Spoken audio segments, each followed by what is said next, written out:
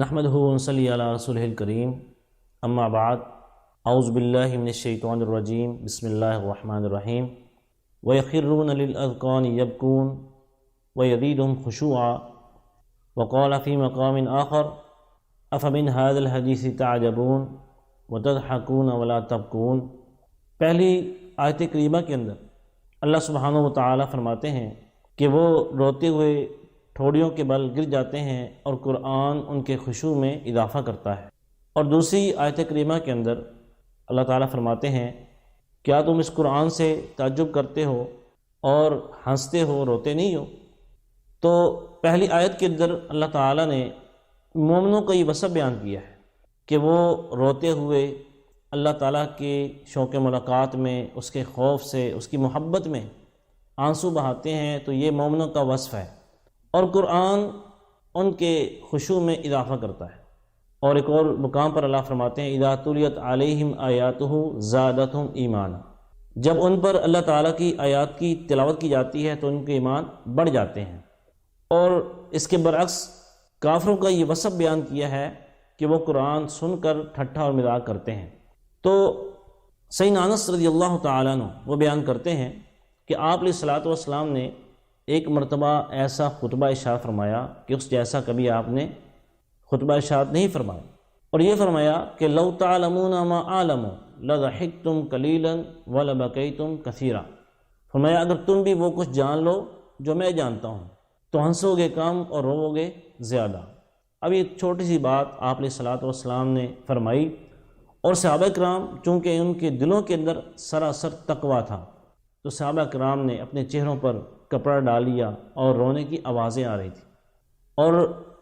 وہ آنسو جو اللہ کے خوف سے نکلیں بڑے مبارک ہوتے ہیں، اور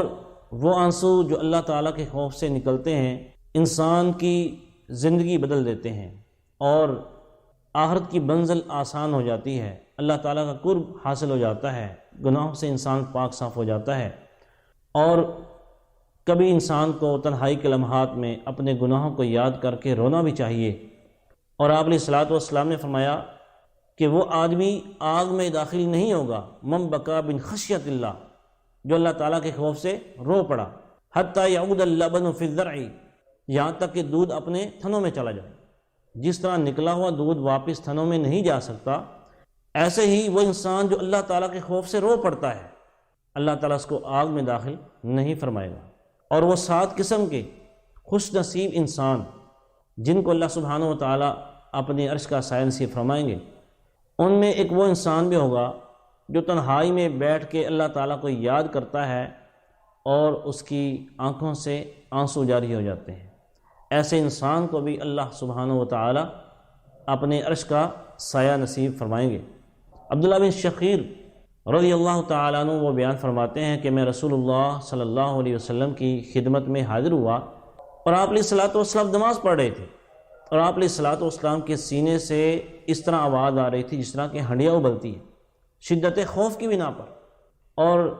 اللہ کے قیام میں آپ جب کھڑے ہوتے آپ کے پاؤں بھی سوج جاتے، اور